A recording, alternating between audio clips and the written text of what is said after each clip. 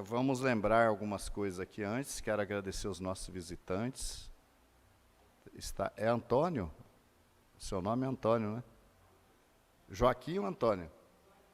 Joaquim. Joaquim, a esposa dele, agora o nome dela fugiu. Eliene. Tem mais alguma visita desse lado? Não. Do lado de cá, não tem visita nova, né? Então não vou anunciar.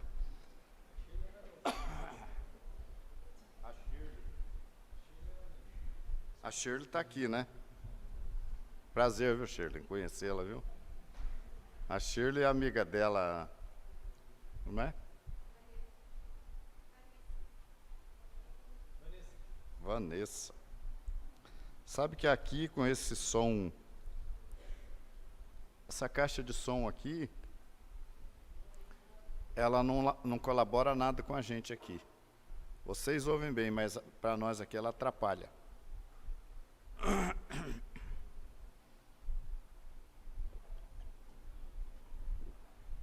Já que anunciamos a Shirley, eu tenho que anunciar também a...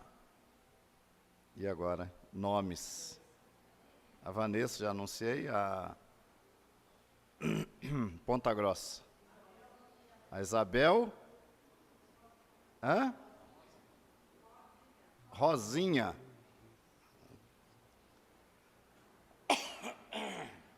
Estão aqui conosco, obrigado pela visita, né? De tão longe assim. Para mim é longe, 150 quilômetros para mim é longe. E eu quero agradecer também aos amigos internautas. Tem mais visita do lado de cá, não? Que eu esqueci? Não, né? Agradecer os nossos amigos da internet, nossa congregação virtual, né? Hoje eu falei, 150 pessoas significam quase 500, 150 contatos, porque normalmente não é uma pessoa só que está acompanhando o serviço, né? E a gente quer agradecer a vocês. Já que estamos aí numa semana de festa, amanhã, após o pôr do sol, estaremos celebrando Sukkot, né? Uma das maiores festas, uma festa que celebra as últimas colheitas, né? As primeiras são celebradas em Pêssar, e agora as últimas colheitas. É uma festa cheia de simbolismos, né? Amanhã, se for possível, pedir para o Abel, nós vamos separar umas imagens de Sukkah. Tem muita gente que fica totalmente atrapalhado com a questão da Sukkah. Como fazer uma Sukkah? Tem tamanho? Né? Como é que é feita uma Sukkah? A Sukkah é uma coisa bem simples. Mas amanhã eu vou ver se a gente projeta aqui, à noite, algumas imagens de Sukkot, né, de tendas que você pode fazer e dessa forma cumprir essa festa importante do nosso povo, né? Então amanhã, após o pôr do sol, nós vamos fazer normalmente o acendimento das luzes de Shabat, 20 minutos antes do pôr do sol, e às 19 horas, 19, tá? Para não ficar muito tarde, a gente vai estar aqui para celebração, início da celebração da festa de Sukkot. E na segunda-feira, pela manhã, teremos também o Shacharit de Sukkot aqui, nessa congregação, e esses serviços serão transmitidos para os nossos amigos que estão conectados. Né? Outra notícia que a gente quer dar também é que estamos nos aproximando do final do ano. Muita gente pergunta, vai ter congresso? Não só vai, como precisa. A gente não estava ainda definido esse congresso, mas agora eu acho que tem que ser Curitiba mesmo. Ainda não é tempo de fazer em outro lugar, mas faremos aqui em Curitiba, nosso congresso, mas o pessoal que quer vir tem que se inscrever com antecedência. Tá? O congresso vai ser feito aqui mesmo, nesse local, e a gente não tem alojamento para muita gente aqui. Alojamento em torno de uns 70 alojamentos, mais ou menos, né? 70, 80 para dormir. É? 140? 70, 70? Então tem que se inscrever, o pessoal que quer vir no congresso, né? Lembrando que o congresso tem um custo, e eu espero que vocês entendam que como a nossa alimentação é uma alimentação kosher, então isso implica num preço mais alto, infelizmente. Mas é mais barato que um hotel. Se ele ficar no hotel para tomar café da manhã, almoçar e jantar, vai ficar mais caro no hotel do que aqui. Muito embora a gente não tenha aqui quartos e leitos e seja tudo meio improvisado, mas tem um custo que hoje nós não temos condições de bancar mais como antigamente, a gente assumia o custo, hoje não dá mais. Então, vai ter um custo, mas a ideia é o seguinte, dia 25 cai numa quarta-feira. Tá? A ideia é começar quinta. Quinta, sexta, sábado e domingo. Quinta, a partir do meio-dia, parte da tarde, começa o serviço, as reuniões ministeriais. Sexta, o dia todo. Sábado e domingo, na parte da manhã. Aí domingo tem o almoço e encerramos o nosso congresso. Então, quinta, meio-dia e domingo, até domingo, meio-dia. Não vamos fazer quarta, porque vai estender demais, e quanto mais estende, mais trabalhos, né? Então, seria do dia 26, quinta, 27, 28 e 29 de dezembro. E o outro feriado, então, fica para as pessoas passarem aonde acharem melhor, né? O feriado chamado do dia do ano, Ano Novo, civil, não vai ter nenhum compromisso. Então, é de 26 a 29 de dezembro. Esse congresso desse ano, deveremos ter a presença do Sion também aqui, dos Estados Unidos. O Sion deverá estar aqui conosco. Vamos ter muitos assuntos ministeriais para conversarmos. Eu sempre tenho dito para vocês que nós estamos procurando o nosso caminho, para não ficar perdidos por todos os desvios que tem por aí pela frente. Se você perguntar qual o desvio desse que é bom, a pessoa não sabe dizer. Mas mostra os desvios. Nós não, nós vamos mostrar para você, o caminho é esse aqui. Se você pegar um desvio desse, é por sua conta, o caminho é esse. Então, nós teremos muitos assuntos para discutirmos na reunião ministerial. Vamos ver até dezembro, né? Talvez aconteça mais coisas importantes.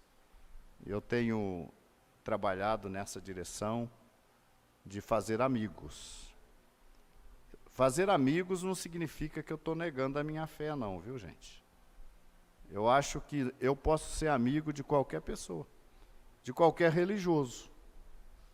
Eu posso ser amigo. Uma vez uma pessoa entendeu errado. Eu falei, se eu for a Roma, e eu tiver a oportunidade de conversar com o Papa, eu converso. Ah, que é isso, eu não posso conversar? Significa que se eu tiver a oportunidade de conversar com o Papa, que eu estou me convertendo, que eu estou mudando a minha fé, Valor do congresso, mas... Não, nós não vamos passar isso ainda. Nós estamos analisando ainda o valor, nós temos que levantar custos. Não dá para anunciar já, não é? Mas eu já disse, vai ser um preço razoável, né? Nós não queremos nem prejudicar e nem levar prejuízo também, né? Então, eu disse isso, claro, isso aí foi uma maneira de eu dizer que a gente tem que ter amizade, a gente tem que ter uma posição de fé, uma definição de fé, uma segurança, e aí a gente pode ser amigo de qualquer um, não é? Desde que a gente esteja, ou tenha maturidade suficiente. Então, eu não vou conversar com uma autoridade religiosa para negociar a minha fé, aquilo que eu creio, abrir mão de alguma coisa que eu creio. Mas uma outra coisa importante também. Ontem nós conversamos, andarão dois juntos se não estiver de acordo, não é? Então, muitas vezes a gente tem amizade com as pessoas, no sentido religioso, vamos dizer assim, nós temos movimentos religiosos que nós temos 20% só como é que nós diríamos, que nós pensamos igual, de pontos convergentes. Nós temos 20%. A diferença é 80%. Mas eu posso ser amigo dessa pessoa, não significa que eu estou aceitando.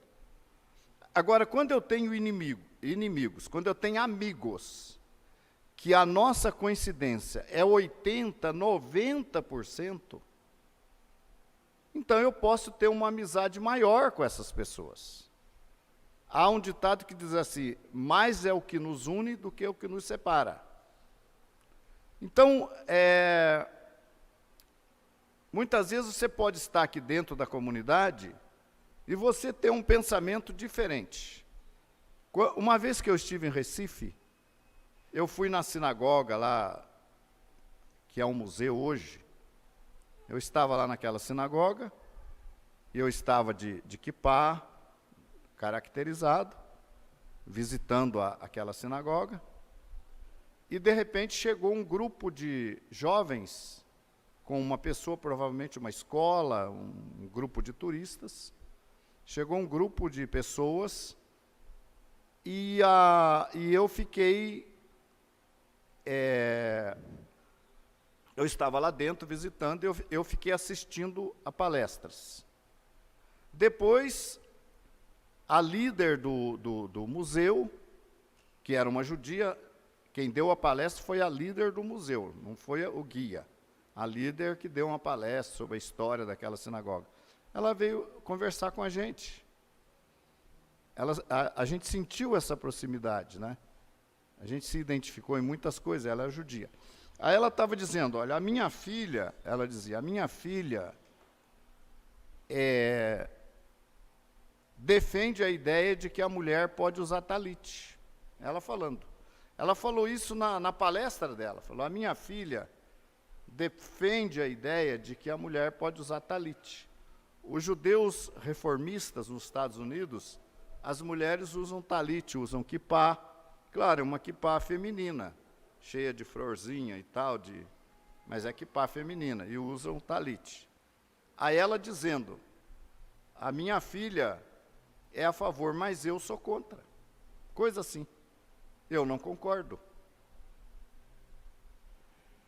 Então, mas convivem. Convivem. Então, às vezes, uma pequena diferença, uma pequena coisa, uma pequena diferença nos separa. Isso está errado. As coisas pequenas não deveriam nos separar. Porque é possível haver um entendimento. Eu tô mais tranquilo por causa do horário, viu, gente? Eu tenho horário para terminar. Então, não adianta eu terminar antes. Daí eles não vão fazer Ravida lá, tá? Então, ela dizia que essa diferença, na sinagoga que ela frequenta, essa senhora dizia, não pode, mulher não pode usar quipá. E nem talite, na sinagoga dela. Provavelmente lá em Recife. Mas, ela dizia, nós temos irmãos judeus que as mulheres usam. Então, o importante a minha maneira de trabalhar é o seguinte: quando eu tenho amizade com um líder religioso, não significa necessariamente que eu estou concordando com ele, com as ideias diferentes que ele tem. Não. Mas eu estou concordando com ele porque ele tem 90% do que eu creio, ele crê. Então eu acho que eu posso ser um amigo, até mais amigo dele do que com o outro que vai ter só a metade daquilo que eu entendo por certo. Então eu posso ter amigos. E eu falava com vocês hoje ainda que eu tenho um amigo agora lá em São Paulo, sinal ele falou comigo hoje, que a gente está para se encontrar lá em São Paulo. É uma pessoa importante, mas que entendeu isso também, quer ser amigo. Então não é, às vezes uma ideia que nós temos diferente, gente, nós vamos estudar, né, nessa festa de Sukkot, nós vamos estudar, eu vou falar um pouquinho aqui sobre ela, é sobre os 4 elementos que nós balançamos ali na festa de Sukkot. São 4 elementos. Esses 4 elementos têm uma simbologia. Simboliza desde aquele judeu que não cumpre nada da Torá, que só vem na sinagoga, mas não cumpre nada, até aquele que cumpre tudo. Mas estão juntos. Aquele que não cumpre nada e aquele que cumpre tudo estão no mesmo pacote, irmanados. E isso eu acho importante, que não é por o fato de alguém... Tempos atrás, quando a gente não tinha esse entendimento, uma pessoa cometia um erro, a gente já colocava para fora da congregação. Metia um erro, vai embora. Hoje não. Hoje a gente pensa diferente. A gente procura corrigir, procura ser tolerante e procura colocar na mente de cada um a sua responsabilidade. Você está fazendo isso errado. É você e Deus. Eu já estou te avisando hoje. O que você está fazendo não é certo. Mas eu não vou expulsar você. Que quando eu expulso você, daí eu tiro toda a tua oportunidade de se consertar. E quando eu mantenho você aqui, a sua chance de consertar aquele erro é grande. Porque você está junto com o povo. Tá? Então é por isso que eu mantenho. Tem gente que não entende isso. Tem gente que é radical, que não tem amizade com ninguém. É um isolamento total. Eu não aprovo essa ideia. Eu sou amigo de quem quer ser amigo. Entenderam? Eu acho que é por aí. A gente tem que ser amigo e tem que abrir essa possibilidade. Na profecia de Zacarias, eu quero ler aqui, no capítulo 14 de Zacarias, diz assim, 14:16 de Zacarias.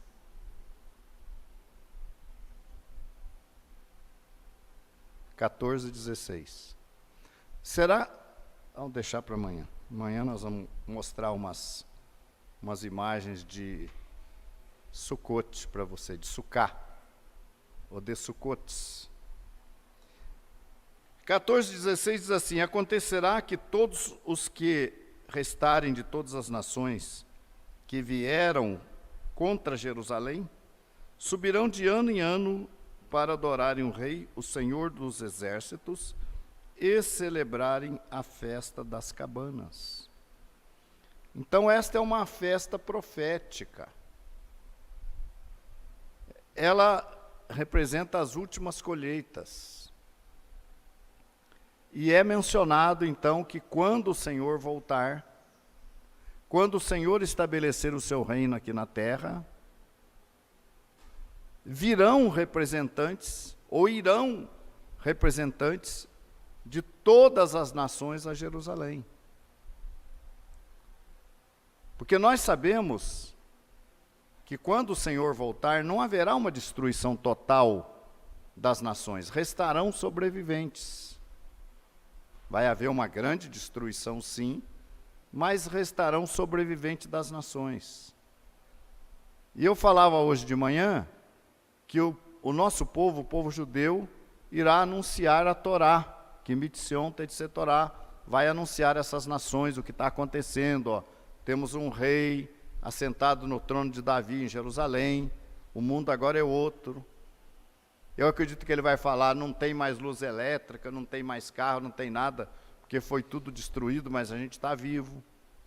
Porque o dia da vinda do Senhor haverá uma destruição catastrófica de tudo que tem na terra. Então, hoje tem internet, tem TV, tem carro, tem avião. Nos dias da vinda do Senhor, tudo vai ser destruído. Pedro, Kefa Rachalia, fala que os elementos ardendo se fundirão. Então, o mundo vai virar um caos. E os que sobrarem vivos estarão perdidos. Perdidos assim. O que nós vamos fazer? O que aconteceu com o nosso mundo? Acabou. E agora? Como foi nos dias de Noé? De repente se acabou tudo. E estes sobreviventes receberão uma assistência de quem? Dos judeus. Judeus que hoje não pregam, estão quietinhos nos seus lugares, eles darão assistência, eles vão dizer, ó, você quer saber o que está acontecendo? O rei Machia está sentado no trono dele em Jerusalém. O mundo vai recomeçar a partir de agora. E o mundo não vai levar 5.800 anos para ser o que é. O profeta fala que nos leva a entender que a recuperação desse caos será uma coisa muito rápida, porque Machia estará no poder. Então, o avanço tecnológico, científico que tem hoje, que vai virar pó, será refeito do dia para a noite com o Messias assentado no trono. Então, o que não vai se tolerar nesse novo mundo é o pecado. Mas as nações, aprendendo a Torá, vão começar a obedecer a Deus. E o mundo vai ser reconstruído. E de ano em ano, essa festa, a festa de Sucote, será objeto de um encontro de representantes de todas as nações. De todas as nações da terra, as nações enviarão as suas delegações, as suas representações lá para Israel. Então aí você já viu que já vai ter que ter avião, né? Como é que vai levar a gente para lá? Então por isso eu digo que o processo vai ser rápido. Mas as nações estarão todas elas representadas em Jerusalém. Para quê? Para celebrarem, diz aqui o texto, subirão de ano em ano para adorarem o rei, o Senhor dos exércitos, e celebrarem a festa de Sucote. E acontecerá que, se alguma das famílias da terra não subir a Jerusalém para adorar o rei, o Senhor dos exércitos, não virá sobre ela a chuva. O milênio, gente, eu fico analisando hoje o nosso presidente, Bolsonaro. A dificuldade que esse homem tem para governar o país. Por quê? Porque ele depende dos políticos. Ele não tem toda a autoridade na mão, ele depende dos políticos para fazer qualquer mudança, qualquer reforma. No reino vindouro, quem é que vai estar governando a terra? Yeshua. Só que o texto aqui de Apocalipse, vai falar, vamos ver aqui no capítulo 11 de Apocalipse,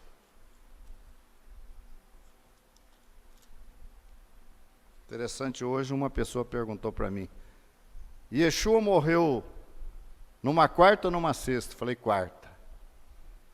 Aí ele fez uma outra pergunta de Deus lá, eu respondi, ele ficou todo feliz, né? Oh, mas que maravilha, é quarta então? Falei, é quarta. Novidade, né? E a gente hoje está falando um pouco de profecia aqui, Diz assim: e tocou o sétimo anjo a sua trombeta. Vocês vejam bem, nós passamos agora, há dias atrás, pela festa de Yom Teruah, chamada de Rosh Hashanah nos tempos modernos. Foi a festa das trombetas. Isso tudo é um simbolismo da vinda de Yeshua. Quando o sétimo anjo tocar a sua trombeta, haverá o quê? A ressurreição dos mortos e a vinda de Mashiach.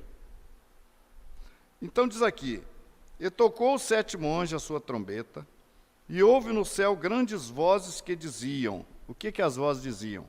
Os reinos do mundo vieram a ser de nosso Senhor e do seu Mashiach, e ele reinará para sempre.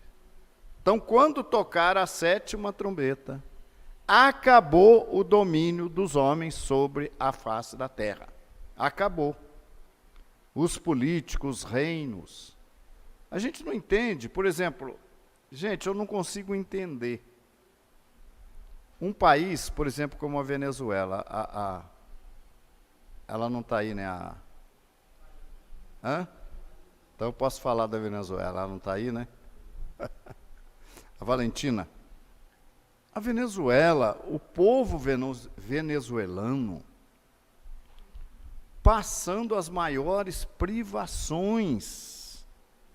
Chegar no mercado, a prateleira está vazia. Energia elétrica, tem determinados horários. A Valentina falou que tinha horário, porque ela morava, não sei se era no 11º andar, não lembro qual andar que ela morava, no edifício que ela morava, não tinha energia elétrica, tinha que descer pela escada. Parece-me que o dia da viagem dela para cá foi um problema, para descer com mala. Esperar a hora que tinha energia para entrar no elevador e descer. E tem gente que quer que o Brasil seja governado também dessa maneira. Que a gente chegue nesse ponto. Então, os homens que estão no poder, eles fazem coisas absurdas. Tá certo que envolve toda uma política. Eu imagino, por exemplo, que o presidente da Venezuela, o Maduro, ele tem problema também. Porque ele não pode fazer a coisa do jeito que ele quer, porque todos os países vão contra ele também. Corta os negócios com a Venezuela acabou, parou a Venezuela, porque hoje você tem que governar de acordo com o mundo. Mas nos dias do Mashiach não será assim.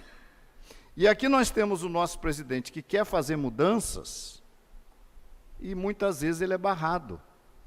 Os próprios meios de comunicação aí são contra o presidente da República. Existe aí alguns meios de comunicação, jornais e TV que são totalmente contra o presidente. Porque era a favor do que estava acontecendo antes. Então quem que consegue governar um país? Quem consegue? Ninguém. É uma luta. É uma luta. E nos dias do Mashiach, os reinos do mundo serão entregues a nosso Senhor e ao seu Mashiach. Acabou. É Ele que manda. Acabou. Vai ter situação? Vai ter. O mundo vai virar um caos. Aí Ele vai dar as normas. Aí de Sião vai sair a lei, o povo judeu vai sair ensinando e as coisas vão mudar para melhor. Mas hoje é muito complicado você governar um país na época atual. Lá nos Estados Unidos é o Trump, né? Uma parte do povo é a favor dele, outra parte totalmente contra. Ele é um nacionalista. Em 2016, quando a gente tinha recém-chegado lá, a senhora onde a gente morava dizia assim, olha, eu sou pela eleição do Trump. Falei, mas a Hillary Clinton não é melhor?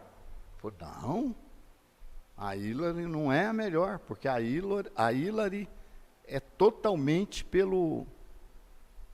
por essa degradação moral, tudo isso aí, é essa mulher. Na época eu estava chegando, eu não entendia bem, depois eu entendi que era verdade mesmo.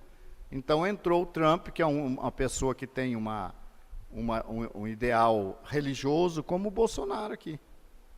e que botou um pouco mais de ordem na casa. Mas quando vier a Mashiach, todos os reinos do mundo serão entregues na mão dele. E se isso não acontecer, não tem como mudar esse mundo. Entenderam? Os reinos do mundo vieram a ser de nosso Senhor e do seu Mashiach, e ele reinará para todo sempre. E os 24 anciãos que estão assentados em seus tronos diante de Deus, prostraram-se sobre os seus rostos e adoraram a Deus, dizendo: graças te damos, Senhor Deus Todo-Poderoso, que és e que eras e que hás de vir, que tomaste o teu grande poder e reinaste. O Mashiach vai tomar o poder das nações. Tá? E diz ainda, e iraram-se as nações, iraram-se, e veio a tua ira, e o tempo dos mortos, para que sejam julgados, e o tempo de dares galardão aos profetas, teus servos, e aos santos, e aos que temem o teu nome, a pequenos e a grandes, e o tempo de destruíres os que destroem a terra. Então, é a nossa esperança, é a vinda do reino messiânico. Mas as nações vão entregar os reinos ao Mashiach, vão. Mas por bem? Não, nada de por bem, não. Grande ira.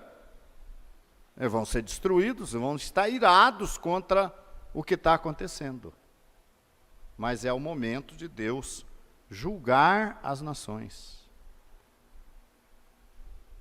Uma vez uma pessoa perguntou assim para mim: por que Deus não destruiu o diabo logo de cara? Por que ele não destruiu o diabo? Porque, na verdade, Hassatan fez um desafio para Deus. Ele desafiou Deus. Ele falou: olha, me dá um tempo que eu vou te provar que sob o meu governo a terra vai viver melhor. Dá um tempo para mim. Se ele me der esse tempo, quem sabe Satanás falou isso com os demais anjos, né? Se Deus me der esse tempo, eu vou virar isso aqui. Isso aqui vai virar um reino maravilhoso, bagunçado, mas do jeito que os homens gostam. Eu vou fazer isso aqui um paraíso. Me dá um tempo. Aí Deus deu. Tá, você tem 6.000 anos. 6.000 anos? 6.000 anos para Deus é como 6 dias, uma semana. Deus deu para ele, você tem 6.000 anos para você virar isso tudo de cabeça para o ar.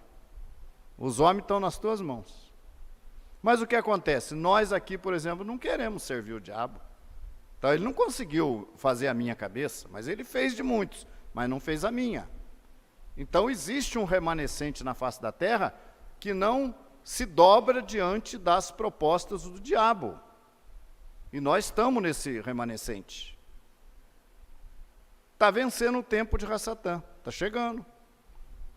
E quando vencer os 6.000 anos, Hassatan será preso, será impedido de agir, e Yeshua vai assumir os reinos da terra e vai colocar a terra de acordo com o que era para ser no estado edênico. Aí sim o mundo, o milênio vai ser o reino do progresso, o reinado de transição da terra, do estado atual para o estado de perfeição. No fim do milênio ainda existe uma chance para o diabo virar tudo ainda. Deus vai dar. Isso faz parte do contrato.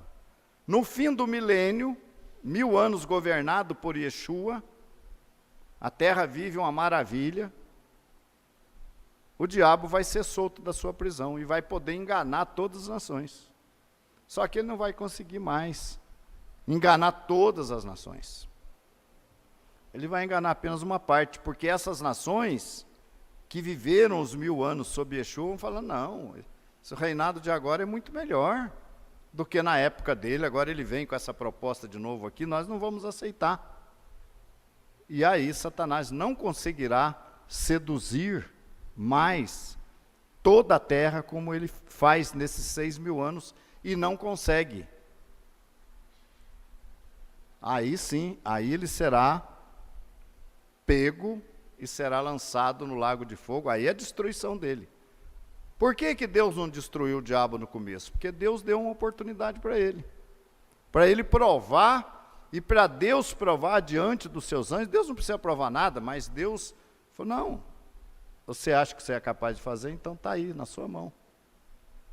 Só que o poder do diabo é limitado, é claro, senão a gente não sobreviveria. Ele é limitado, mas o mundo está no maligno, até que vença o tempo dele. Então, esse tempo aqui é o tempo que nós estamos falando. A festa de Sucote representa, então, o início de uma nova fase. De uma fase de celebrações. Todo ano será celebrada a festa de Sucote, virão representantes de todas as nações, irão adorar ali o rei, o Senhor dos exércitos. E a nação que não mandar representante não vai ter chuva. A coisa vai ser... Não vai ter chuva, imagine, se não tem chuva. Então todo mundo vai mandar. O reino é com vara de ferro. O reino de Yeshua vai ser implantado à força, porque é necessário. Então é por isso que nenhum governante hoje na face da terra é capaz de colocar ordem na casa com facilidade, porque o mundo está no maligno. E você depende de outros para governar. Então, Sucote, a festa da vitória, né? Significado profético. A festa que marca o fim das colheitas. Aqui alguém diz assim, a Torá refere-se a Sucote como a época de nossa alegria, pois além de ser uma das festas judaicas mais alegres, compensa a solenidade e a gravidade dos dias que antecederam, que eram os 10 dias, né? E o Yom Kippur, né? Sucote é uma das 3 festas de peregrinação prescritas na Torá. E na época do grande templo, os judeus de todas as partes dirigiam-se em peregrinação a Jerusalém para comemorá-la. Sucote inicia-se no dia... Bom, nosso caso aqui vai iniciar domingo à noite, né? Não sei que data que é no nosso calendário. Que corresponde ao 15 de Tisrei, 2 semanas após Rosh Hashanah, e tem a duração de 7 dias. No 8º dia, celebraremos o Shemini Atzeret. No 9º, Simchat Torah, que nós não temos como Yom Tov, né? Temos só o 8º dia, Shemini Atzeret, como Yom Tov. Em Sucote comemora-se a generosidade e a proteção de Deus, que Deus dispensa a seu povo. Em Israel, Sucote coincide com o fim da estação de colheita, uma época em que Deus mostra sua generosidade ao prover o homem, através da natureza, os meios para seu sustento. Em Sucote comemoramos também a preservação física de Israel durante os 40 anos.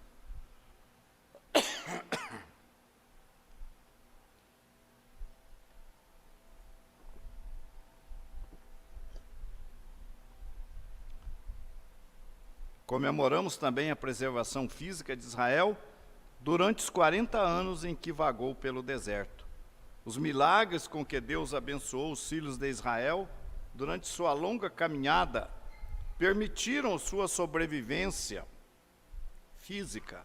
E, portanto, em Sucote, aprendemos que Deus é aquele que sustenta a natureza. Ele que distribui todas as formas de vida. Em Shemini Atzeret, no 8º dia, comemora-se algo ainda maior, ou seja, a preservação do espírito de Israel através do estudo da Torá.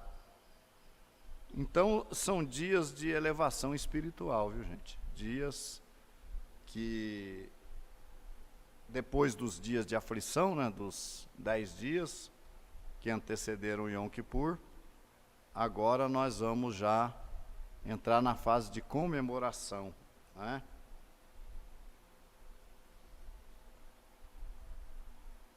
A preservação do espírito de Israel através do estudo da Torá.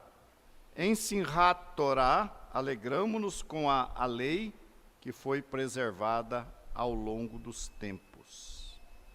A Sukká, a tenda.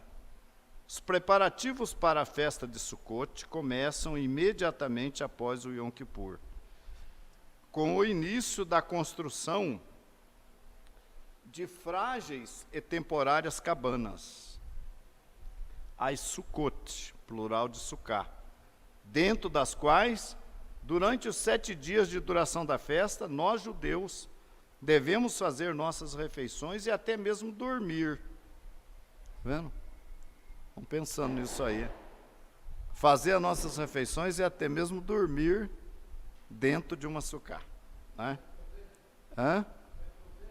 Ah, choveu, você vai para dentro de casa, né? Paciência, né? Ali você vai lembrar o tempo que o nosso povo caminhou no deserto, debaixo daquele sol, né? No tempo, né? Nós vamos sentir isso aí, né? O teto de uma sucá é feito de galhos. O que será que estão celebrando hoje, hein? Hã? Não é bom saber? Então tá bom. Será que não é Sukkot não que estão celebrando? É? É mesmo, hoje é 12 de outubro. É verdade, verdade. Coincidindo as datas aí, né? O teto de uma sucá é feito de galhos ou plantas verdes, finos o bastante para deixar passar a chuva, viu? E permitir-nos avistar, através de seus orifícios, o brilho das estrelas. A sucá serve para nos lembrar as dificuldades e intempéries enfrentada pelos filhos de Israel logo após a saída do Egito, durante a travessia pelo deserto até a chegada da terra prometida. Lembra-nos dos milagres que Deus realizou durante tão longo período, entre os quais destacaram-se as nuvens de glória que cercavam e seguiam o povo de Israel em suas andanças pelo deserto. Naqueles anos difíceis, todo o povo era testemunha de como Deus os estava protegendo contra todos os elementos estranhos, preservando-lhes assim a vida. Apesar das nuvens terem desaparecido na época da entrada dos filhos de Israel na terra prometida, os judeus de todas as gerações nunca deixaram de acreditar na proteção divina. A sucá é denominada pelos sábios de Tesselá de Meumenutá, a sombra da fé, pois ao entrar dentro de uma sucá, demonstramos que toda a nossa fé e segurança estão depositadas na mão do Criador. Só não vai fazer a sua sucá para fora de casa, viu? Faça dentro do quintal da sua casa, viu? Aqui não dá para você fazer nada, faça dentro do quintal da sua casa, né? Ao deixar o conforto de nossas casas e a segurança de nossos lares, e lá, sob as folhas da sucá, que nos conscientizamos de nossas próprias limitações, pois sabemos que não bastam os tijolos das casas para proporcionar a proteção definitiva. Sem o olhar e a bênção do Todo-Poderoso, nossa fragilidade está sujeita às intempéries da vida e de nossa condição de mortais. Amanhã nós vamos falar mais sobre a festa. Eu vou falar então sobre as 4 espécies. Amanhã nós vamos comentar um pouco sobre cada espécie, o significado dela, tá certo? Nós vamos agora então passar a Havdalah. Eu quero agradecer a todos os nossos amigos internautas que estiveram conectados conosco. Amanhã temos, normalmente, 10h30 temos a transmissão do curso de profecias, né? Palavra dos profetas. Amanhã, às 10h30 da manhã, esperamos vocês. E às 7 horas, aqui em Curitiba, está dando 6 horas o horário do acendimento das velas, né? É mais ou menos isso, né? 6 horas, né? 6 horas fazemos o acendimento das luzes de Shabbat, recebendo o Yom Tov, e 7 horas aqui. Se não der tempo, você venha para cá. Vai chegar aqui, já vai achar já a luz do Shabbat acesa, né? Mas não tem importância. Venha para cá. Se der tempo, você acende na sua casa e venha para cá, para nós celebrarmos, então, começarmos a celebração da festa dos tabernáculos, da festa de Sukkot. Agradecemos a todos e vamos, então, agora a Havdalah, cerimônia de encerramento do Shabbat.